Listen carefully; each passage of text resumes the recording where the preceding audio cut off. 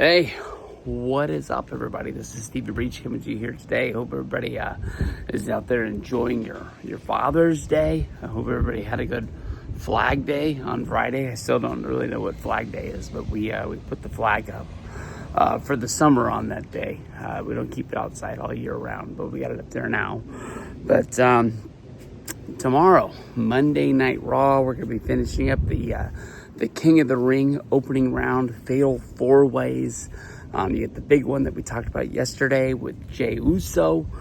Big old, hopeful match is that we would say Jey Uso battle against Cody Rhodes to move on to the finals of the King of the Ring tournament at Night of Champions.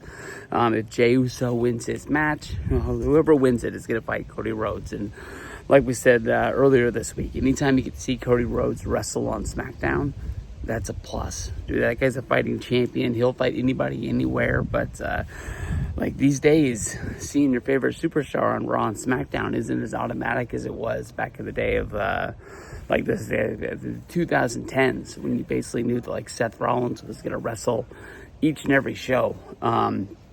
But we have a women's Fatal 4-Way that's going to be going down. We've got Stephanie Vaquer.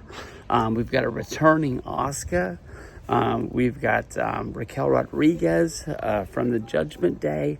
And then we've got Nile, who's going to be in there from American Made. Now, starting with Asuka, she went down with an injury a while ago. And honestly, I don't really remember what the injury was. But I can't really remember the last time that she was around. But there was a time in WWE when Asuka was running shit. Probably like in 2015, 2016.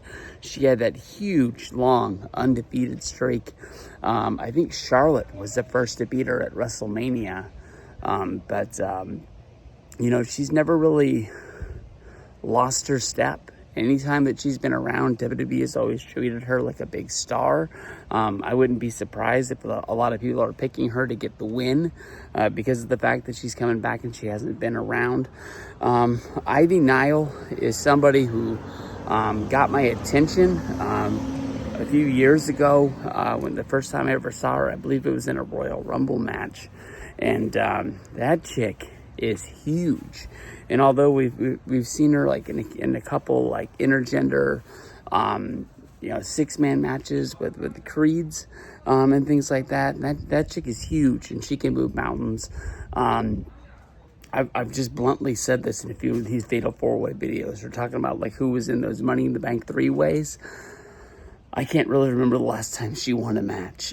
So I think Nile is just being the fourth competitor in this 4-way.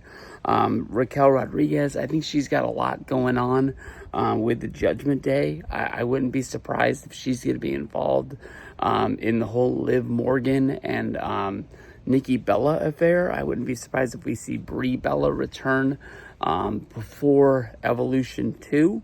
The big weekend that's going to be going down in July next month. So I think she's going to be involved in that.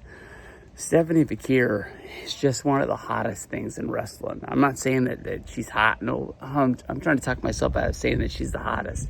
The chick's hot. Like, she's got that. She's got the look. But, I mean, she has one of the most over moves in WWE. It seems as if right now she really can do no wrong. That video that she released right at the end of night 1 of WrestleMania, I don't know if she was bored or if it was like an ex's like release or something like that, but nothing ever really got talked about that. But she's from another place. Maybe she just maybe that's just how she rolls. But I think she's gonna win this match. I picked her to win the Money in the Bank. I thought she would have been a really good Money in the Bank holder. She was able to hit the Devil's Kiss on top of the ladder on Rhea Ripley. I think all of these girls are excited for her to be there and to work with her. So I think Stephanie Vaquer is going to get this win. I think she's going to have the singles match against Alexa Bliss. And with Bliss, whether if she's doing something with the Wyatts or if she's going to be on her own, it is a story to be told. But I think that's going to be a fun singles match. I don't even know if that match is going to be. I think SmackDown might be jam-packed. But then again, at first I thought it was going to be one 4-way. Then it ended up being a different 4-way. Then they just put all the 4-ways on SmackDown. It was like the Fatal 4-Way show from around 2010 or whatever the hell it was. The pay-per-view that was here today, gone tomorrow. But we're going to have a hell of a time. I didn't work today because it was Father's Day, so tomorrow's going to be a weird Monday for me. Normally it's my second day of my work week, but it's going to be my first. But let's come home. Let's get in that waiting room. Let's fire up the beats for Monday Night Raw.